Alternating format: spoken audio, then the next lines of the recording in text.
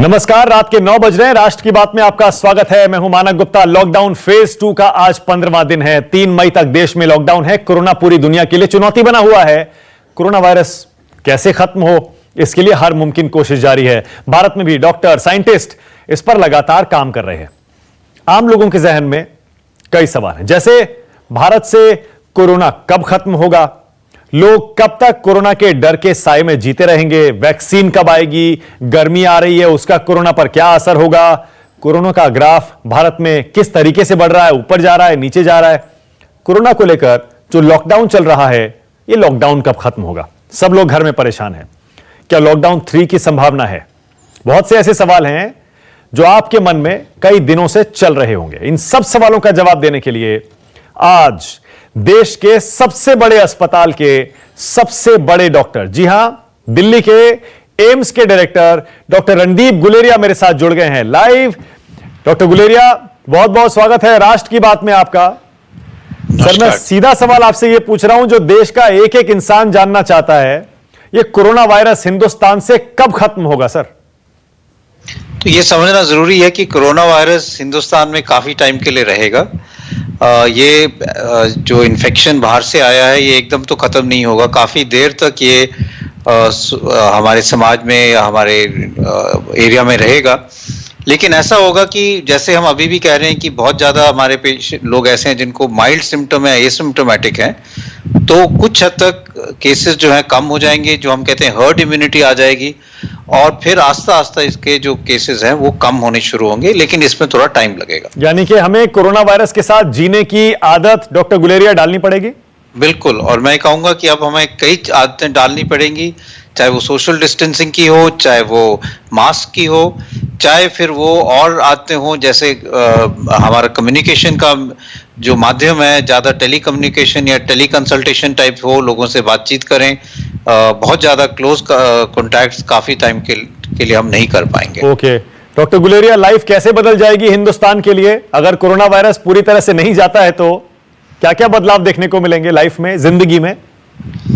तो लाइफ में काफी बदलाव आएंगे। जो हम कहते हैं कि एक न्यू नॉर्मल होगा, उस न्यू नॉर्मल में ऐसे होगा कि बाहर तो आप जब भी जाएंगे मास्क डालना पड़ेगा, कुछ हद तक सोशल डिस्टेंसिंग करनी पड़ेगी, रेगुलर हैंड वॉशिंग जो मेरा मानना है कि बहुत ज़रूरी है, और क्राउडेड एरियाज में जाना थोड़ा मुश्किल होगा, जैसे शॉपिंग मॉल हैं या ऐसी चीज़ें जो हैं जहाँ पे हम देखते हैं कि बहुत रश रहता है, इन जगह में जाना थोड़ा मुश्किल और क्या कठिन होगा। आस्ता आस्ता ये चीज़ें तभी खुलेंगी जब हम ये कह पाएँ कि अब हमारे केसेस बहुत कम हो गए हैं। हाँ। और अब कोविड जो है वो कुछ हद तक खत्म होने वाला है। ओके सर, आपका असेसमेंट क्या है डॉक्टर गुलेरिया? ये लॉकडाउन 2 खत्म हो जाएगा 3 तारीख को, उसके बाद क्या करने की जरूरत है? लॉकडाउन 3 आएगा या जहां जहां ग्रीन जोन्स है वहां ढील मिलनी शुरू हो जाएगी? तो ये एक डिसीजन जो है ये सरकार ने लेना है, looking at everything, health perspective, economy और लोगों को जो परेशानी हो रही है, सब चीज़ों के मिला के एक डिसीजन की ज़रूरत है। ये बात सही है कि जहाँ पे हॉटस्पॉट्स हैं, जहाँ पे केसेस अभी भी बढ़ रहे हैं या ज़्यादा दिखाई दे रहे हैं, उन एरियाज़ में तो कुछ हद तक लॉकडाउन रहना ठीक रहेगा, क्योंकि वहाँ से फिर केसेस कम नहीं होंगे अगर लॉकडाउन उठ जाएगा। और दूसरा एक और जो बहुत ज़रूरी चीज़ ये है कि अगर हम कुछ एरियाज में ढील देते हैं, जैसे आप कह रहे हो जो कोल्ड स्पॉट्स हैं या ग्रीन एरियाज हैं, तो वहाँ पे ये देखना पड़ेगा कि हॉटस्पॉट से कोई वहाँ पे ना पहुँचे, कि वहाँ पे हमने ढील दी और कुछ हॉटस्पॉट से लीकेज होके वहाँ पे कोई आ गया और वहाँ पे फिर एकदम इन्फेक्शन बढ़ जाए। ओके, यानी आप कह रहे हैं जो हॉटस्पॉट्स हैं वहां पर तो पाबंदियां जारी रहेंगी ही और रहनी भी चाहिए, जो ग्रीन जोन्स में अगर कुछ ढिलाई बरती भी जाती है तो भी उनके बॉर्डर्स एक तरह से सील करने पड़ेंगे। बिल्कुल, वहां पे आप एक्टिविटी पूरी कीजिए, कर सकते हैं, लेकिन वहां पे हमें उनको भी सेफ रखने की जरूरत है कि वहां से हॉटस्पॉट से कोई ग्रीन एरिया में ना आके इन्फेक्शन फैला दे। ओके, और looking at the current scenario doctor Guleria, आपके हिसाब से क्या 2020 के रहते इसी साल में हम नॉर्मल जिंदगी की तरफ बढ़ जाएंगे? क्या ये कोरोना काफी हद तक खत्म हो जाएगा और ये लॉकडाउन पूरी तरह से खुल जाएगा? ये लॉकडाउन तो आस्ता आस्ता खुल जाएगा, लेकिन कोविड-19 कोरोना वायरस एकदम जाएगा नहीं। और कई लोगों को ये घबराहट है और ये फिक्र है कि जब मौसम बदलेगा सर्दियों में कहीं फिर से केसेस ना बढ़ें।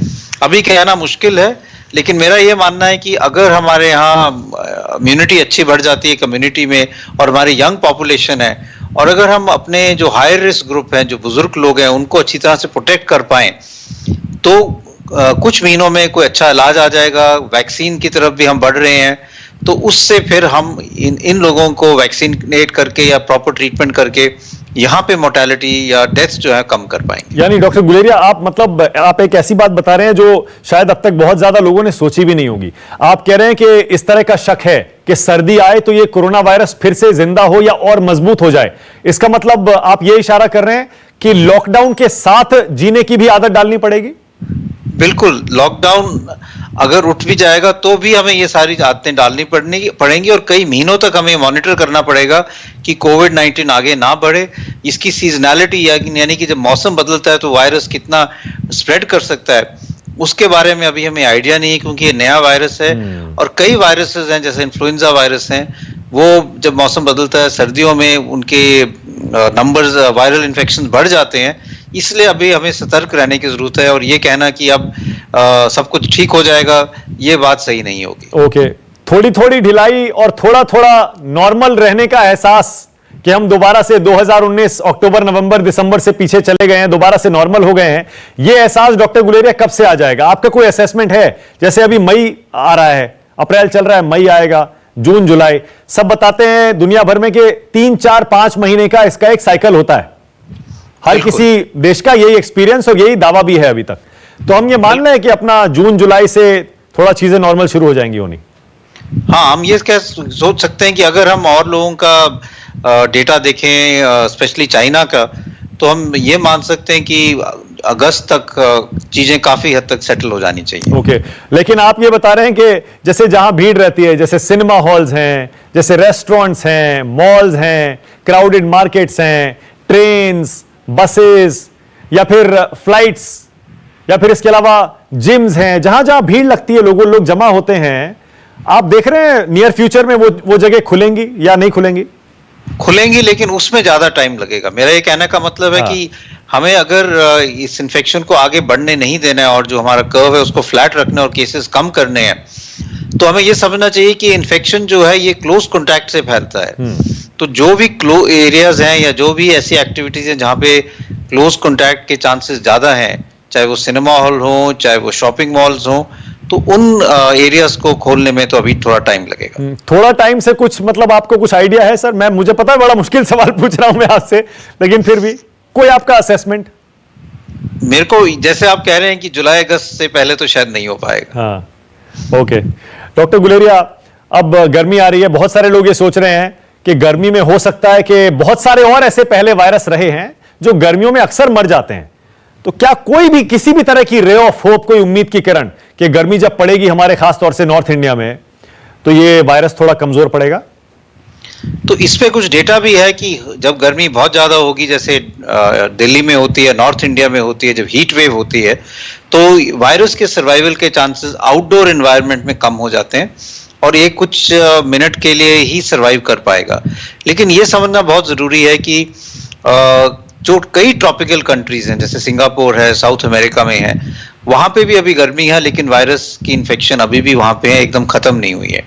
दूसरा इंपॉर्टेंट इशू ये भी आता है कि जो इंडोर एनवायरनमेंट है, घर के अंदर वाला जो माहौल है, चाहे हम ऑफिस की बात करें, शॉपिंग एरियाज की बात करें, या अपने खुद ही घर की बात करें, तो वहां पे टेम्परेचर जो है वो तो हम एयर कंडीशनिंग के करने से, कूलर लगाने से काफी कम कर लेते हैं, और वहां पे कोई खांसे या इन्फेक्शन हो तो वो गर्मी का असर अंदर नहीं होगा, और इन्फेक्शन फिर वहां तो फिर भी फैल सकता है। Doctor Guleria, all India institute of medical sciences, Delhi का एम्स, देश का सबसे बड़ा अस्पताल माना जाता है। ऐसे ऐसे मरीज, ऐसी ऐसी बीमारियां जो देश में कहीं ठीक नहीं होती, देश क्या दुनिया में बहुत सारे देशों से मरीज आपके यहां आते हैं अपना इलाज कराने के लिए, क्योंकि यहां का इंफ्रास्ट्रक्चर, यहां की एक्सपर्टीज, यहां के डॉक्टर्स, यहां की स्किल्स, यहां का एनवायरनमेंट दुनिया भर में मशहूर है। लेकिन डॉक्टर गुलेरिया, मैं निजी सवाल आपसे पूछ रहा हूं, क्या आपको भी फ्रस्ट्रेशन होने लगी है डॉक्टर गुलेरिया कि एक ऐसी बीमारी ने, एक छोटे से वायरस ने पूरे हिंदुस्तान को लॉकडाउन कर दिया है और हम उसका इलाज नहीं ढूंढ पा रहे हैं? नहीं, ये तो एक बहुत रिसर्च की इसकी जरूरत है, और एम्स में भी और सारे दुनिया में बहुत रिसर्च हो रही है। भारत में चाहे वो वैक्सीन हो, ड्रग ट्रायल्स हो, उस पे मेरा ये मानना है कि इस दफा इस टाइम पे इतनी रिसर्च हो रही है जो पहले कभी नहीं हुई थी। दूसरा इशू ये है कि जो वायरसेस इस टाइप के आते हैं वो एक नॉवल वायरसेस है। अब पहले भी एक पैंडेमिक आया जो स्वाइन फ्लू था, जो H1N1 के कारण हुआ था। तो दुनिया जो है उसमें दो चीजें हो रही हैं। एक तो दुनिया, वर्ल्ड इज गेटिंग स्मॉलर।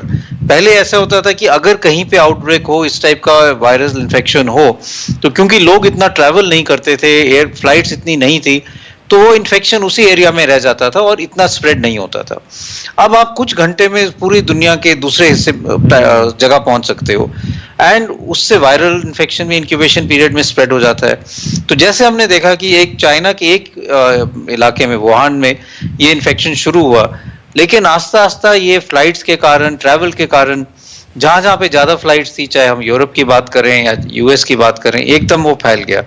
तो world has become a small village, और इसीलिए ये इन्फेक्शन जो हैं, जो पहले हम इतनी नहीं देखते थे, वो ज्यादा हो रही हैं। Viruses are also jumping species, and इसलिए कई नोवेल वायरसेस जो हैं पिछले 10-15 साल में उभर के आई हैं, और इसलिए मेरे को ये लगता है कि कई चीजों में हमें अपना वे ऑफ थिंकिंग या वे ऑफ रिसर्च बदलना पड़ेगा।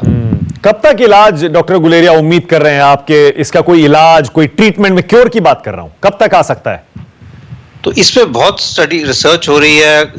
एम्स में भी ड्रग ट्रायल शुरू हो गए हैं। चाइना में तो शुरू से ही जनवरी-फरवरी में ही शुरू हो गए थे। यूएस और यूरोप में भी हो रहे हैं। तो इसका जो इलाज है उसके दो मेन पहलू है। एक तो ये है कि हम ये देखें कि जो हमारे पास ऑलरेडी ड्रग्स अवेलेबल हैं, उन्हीं को हम रीपर्पस करके क्या कोई ड्रग कामयाब हो जाए, क्योंकि वो हम ऑलरेडी यूज कर रहे हैं और उसके लिए कोई नई डिस्कवरी की जरूरत नहीं है।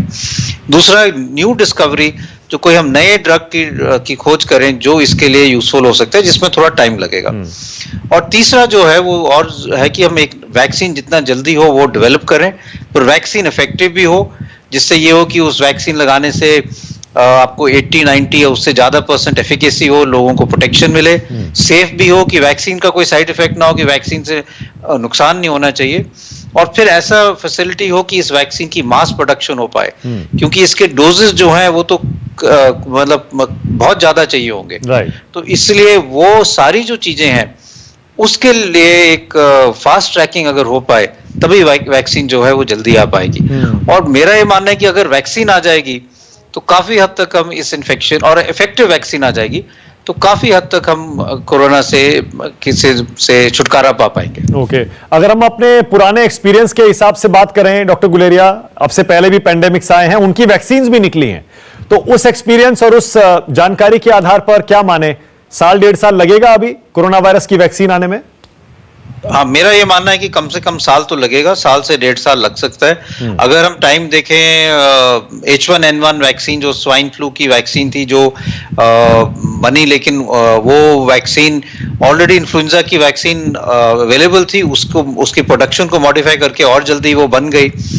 कोरोना की कोई वैक्सीन नहीं है, इसलिए इसमें थोड़ा सा और टाइम लगेगा, तो कम से कम 1 साल लग सकता है।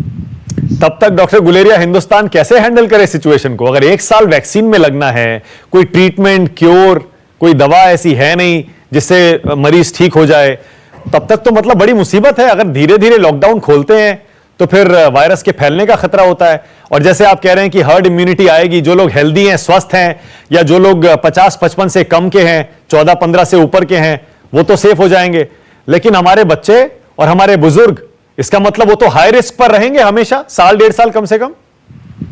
तो हमारे जो एल्डरली पॉपुलेशन है, बुजुर्ग जो है, या जिनको कोमॉर्बिडिटीज है, हाइपरटेंशन है, डायबिटीज है, हार्ट की डिजीज है, क्रॉनिक रेस्पिरेटरी डिजीज है, वो तो हाई रिस्क पे रहेंगे, और इसीलिए मैं कह रहा हूं कि उनको प्रोटेक्ट करने की जरूरत है।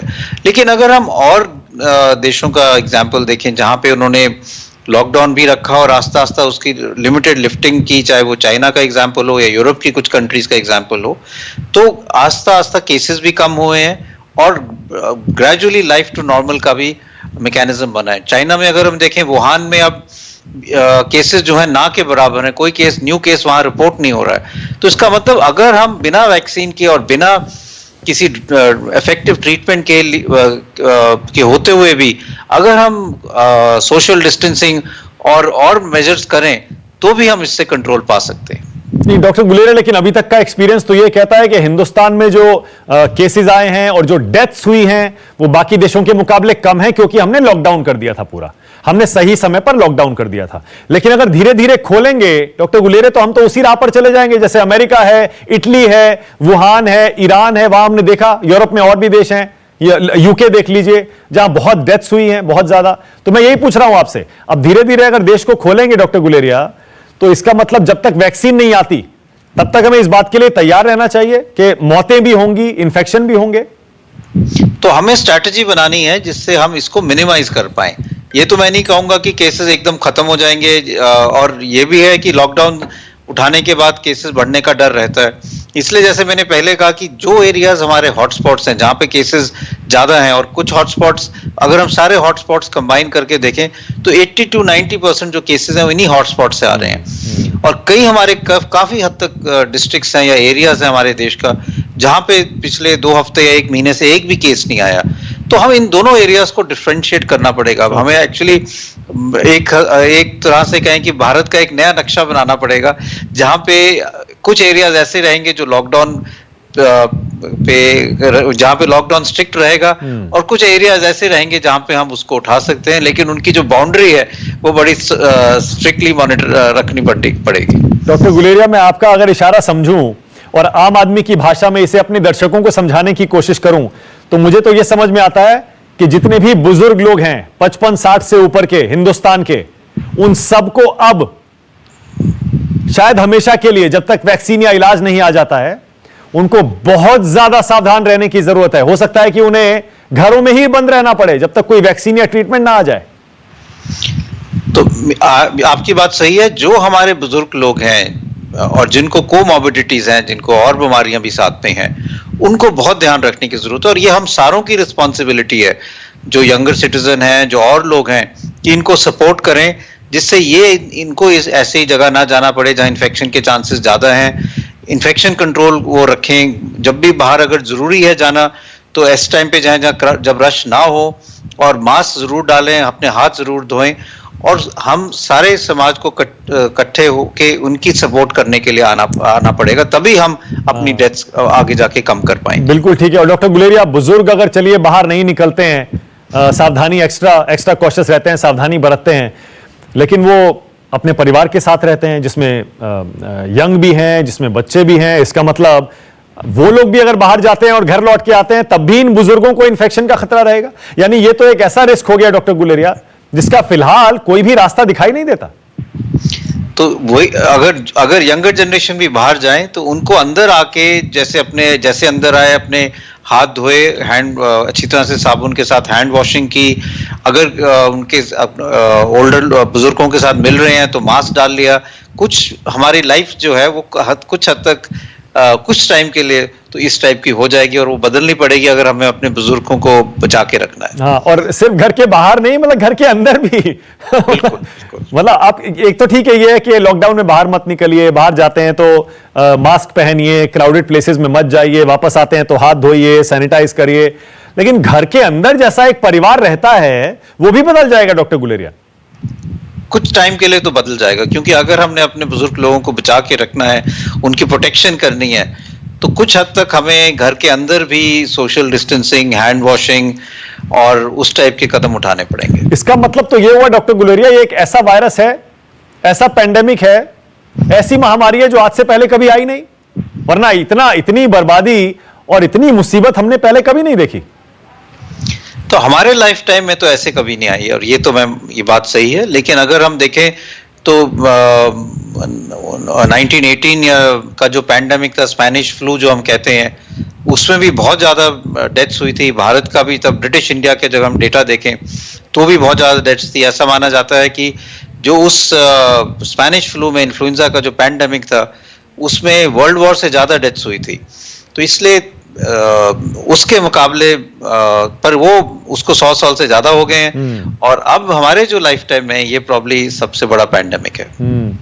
और डॉक्टर गुलेरिया, आप और एक खतरे की बात बता रहे हैं जो कि बड़ी चिंता की बात है कि इसके साथ जीने की आदत डालनी पड़ेगी।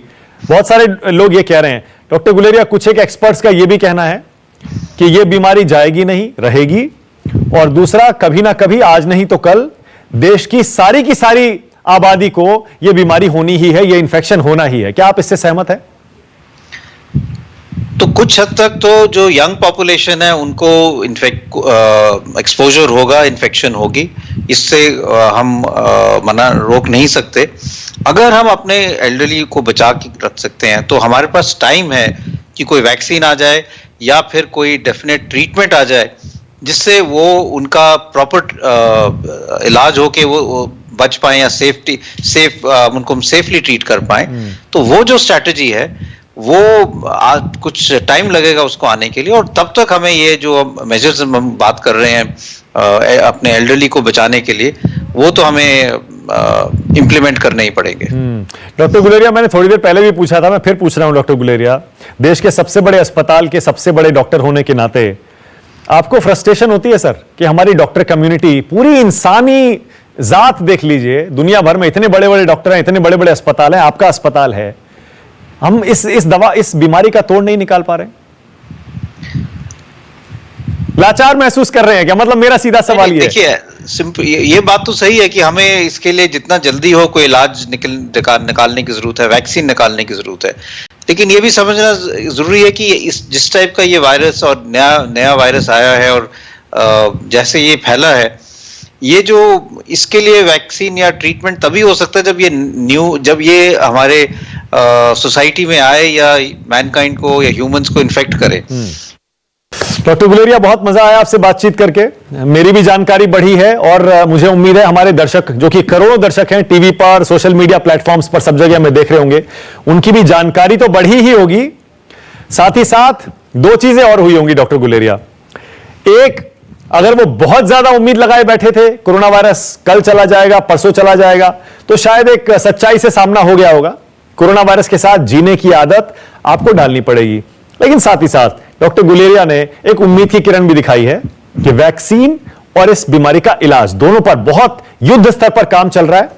तो हो सकता है कि इसी साल या अगले साल के शुरू में वैक्सीन भी आ जाए और दवा भी आ जाए। बहुत बहुत शुक्रिया डॉक्टर रणदीप गुलेरिया, हमसे बातचीत करने के लिए, राष्ट्र की बात में आने के लिए बहुत बहुत शुक्रिया। Thank you so much. राष्ट्र की बात में ये थे।